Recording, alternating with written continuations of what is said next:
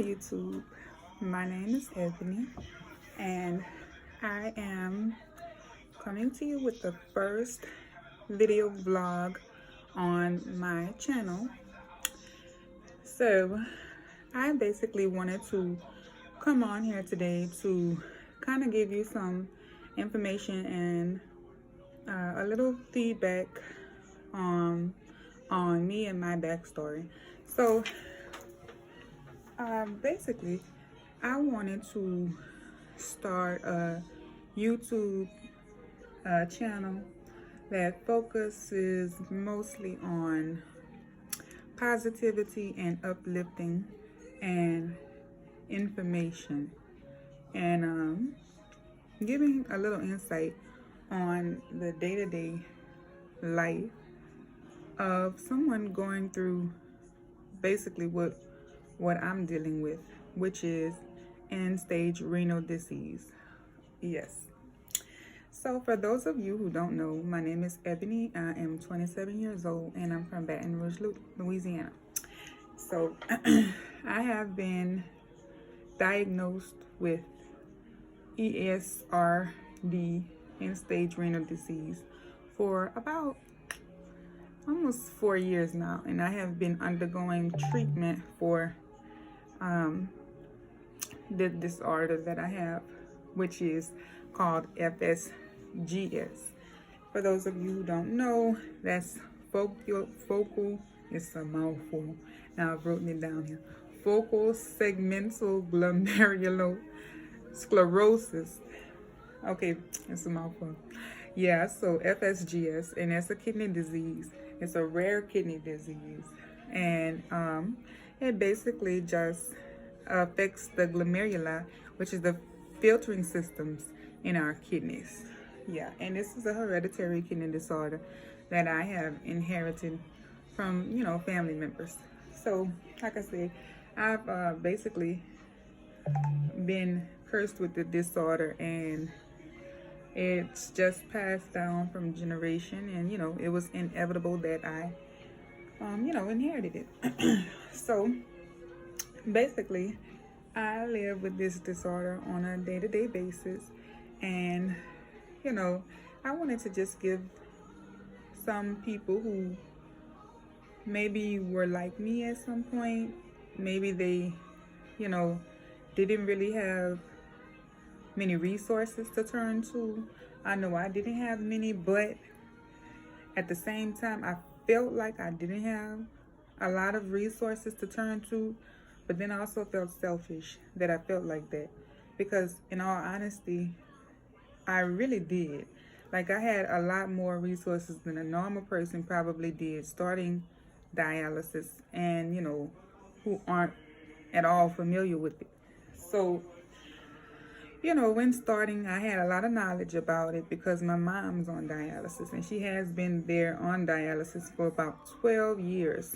So, she was there a lot in the beginning stages. I actually moved home with my mom, and she kind of helped guide me and do everything I needed to do, getting prepared, going through the surgeries and things like that that I had to do to get started. So it was scary, extremely scary, and not knowing. I had a lot of what ifs, a lot of I don't want to do that, I don't want to do this, even thoughts of maybe declining treatment altogether. And I'm not gonna lie, I still feel like this sometimes. I still feel like, do I even want to keep doing this? Do I want to just keep, why can't it be normal? Why can't it just be like, and those things, they cross your mind from time to time. It's nothing that you can help. So, I just basically want to kind of like give people some insight, and, if you feel like you may have questions about it, I'm open to taking any questions from anyone who has any kind of concerns about things that may bother them. So basically, like I said, I've been on it for 2 years. November 16th, 2017 was my first day of dialysis, and I prolonged it until it was just like I couldn't go any longer. I did everything and anything I could do to wait it out. And like when I did go ahead and go, I wish I could show y'all the picture. I was like swole, full of fluid, extremely full of fluid. I actually went on a cruise for my birthday. My birthday is November 7th. So I was like, okay, I'm gonna do this last hurrah. I was saying was, I was actually on a cruise. I went on a cruise for my 25th birthday against the better judgment of my nephrologist and the whole team, like, because I have had like doctors even way before dialysis and things like that. So I had been seeing a nephrologist for over a year before even starting dialysis. But my doctor was like, no way, no way. He was like, no way. Y'all probably gonna be like, you got to be joking. But I didn't get on dialysis till my creatinine was like 13. And I know that's absurd, but like I really was pushing it to the limit, and I would not recommend that to nobody, because I could have died like going on a cruise. I could have lost my life. And my mama, my husband, everybody was like, don't do this, don't do this, don't go. But you know, I wanted to do it. I did it. I regretted doing it, but I went. So anyway, I did make it. It was a horrible cruise, like the worst vacation ever. I couldn't even hardly walk. I had to lean on my husband to do everything for me, put my shoes on. You know, just simple things that I should be able to do myself. I was not able to do it. I couldn't do it. I was so weak. I had no energy. You know, I was nauseous the whole time. It was just horrible. So I went ahead. It's the same day I got off the cruise. My mama came and picked us up and drove me to the emergency room, and that was the same day that I started dialysis. So I went to the emergency room, and my nephrologist, he was on call there. He was telling me to come on now. Like, he was like so happy to see that I actually made it back from Mexico, back to the States. So I went ahead and did my first treatment, which was just traditional hemodialysis. So well, I went in the hospital, did it, I guess maybe like 4 hours, and I felt fine. I just, you know, felt tired and drained, but honestly, I felt better. I felt better after the first one. Like, most of the time people feel horrible on their first treatment, but compared to how I felt before the treatment, I felt like way better. Now, this dialysis that I did, it was in the emergency room, so it may not be the same as the type of pull and, you know, like in a traditional dialysis setting. Now I say that because I didn't feel so bad after doing dialysis in the hospital, but I never had intentions on doing in-center dialysis. My whole plan was to do home dialysis, whether it be I didn't want to do PD. PD was out of the question for me, just because my mom had did it, and you know, I saw how, you know, how bad it was with her by her catching peritonitis, and you know, she was against it, which kind of had me against it, and you know, so that's why that was out of the question. So I had signed up to do HHD, which is the home hemodialysis. Everything came to my house. I was getting set up, but for the first like week, I had to do in-center. So I did in-center along with my mom, and she trying to make sure I was okay, and used to pack little lunches like we was going to school or something, and things like that. So, you know, that's basically every day. I just remember I was just miserable. I was miserable. I was like, couldn't get up. I had a headache every day. Every day I had a headache. I couldn't get up. All I could do is go home, get in the bed, go to sleep. That's it. And then when I would wake up the next day, I would still be feeling bad. And then I would be off that day from dialysis. But I would be slowly recuperating from the treatment.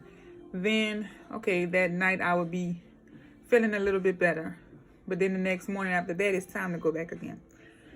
So that's basically how that was. And it was miserable. I'm not going to even sugarcoat it. It was horrible. Hemo was horrible. So I was ready to get on home hemo, because the machine that you use at home is a gentler pull. You really don't have too many problems like that. And I was having a problem where I was like passing out. When my blood pressure was bottoming out, I was just like passing out, like blacking out. So when I did switch to home hemodialysis, it was a little bit better, but I was still feeling sick. Like I really couldn't work. Now, mind you, before I got sick, I was working 5 jobs. Yes, ma'am. 5 jobs I was working on, but I had stopped altogether, so I wasn't working anywhere. And I couldn't work, not with doing even HHD. I couldn't work with doing home hemo because I was so sick. Even I was doing it 4 days a week. You got to do it 4 days a week. So I was still sick, but not as sick as when I was doing in-center hemodialysis. So anyway, about a year into doing HHD, my husband was just like, you need to give PD a try. And I was like, no, I don't think so. I really have heard bad things, and I'm not interested in nothing like that. And I don't want to go through another surgery. And, so anyway, after just trying and giving it a try, I told him that I was going to go ahead and give it a chance, since I was just kind of like blah with the whole dialysis thing. So I did. I gave PD a try, and that is what I'm currently doing right now for treatment.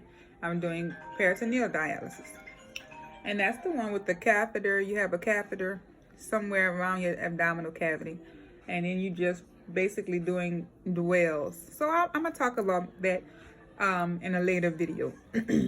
So yeah, that's just a little background on me and my story, how I got here. And so basically what I want is to have this channel here for people who similar backgrounds, going through things like this, who don't really have something or someone to turn to. And I want to kind of like be able to provide some type of resources to anyone who may need them, and give encouraging messages and things like that that's going on. So right now, currently, I'm working on 2 jobs doing the PD. I feel way better, like so much better, and I feel like myself, not 100%, but as close as I'm gonna get, basically. Put it to you like that. Under the circumstances, as close as am I gonna get, right now. So yeah, I'm always busy, like always. I have a very busy life. With dialysis, being on peritoneal dialysis, you have to be, it's a big commitment, because you have to do it every day. And I am having to do like 9 hours a night. So I do it every night. You do it every night while you sleep. I do 9 hours, and everybody won't do 9 hours because I have so much more. I'm a bigger person. The bigger your like mass is, the more body you have to clean, in a sense, with the fluid. So that's the reason why I need more time to dwell. So yeah, that doesn't mean that another person may be on for that long. Some people may be on for 7 hours. Some people may, it's according to what your KTOV says you're needing for a cleaning, basically. So, yeah, I'm going to upload this. If you have any questions, let me know, and I'll see you guys soon.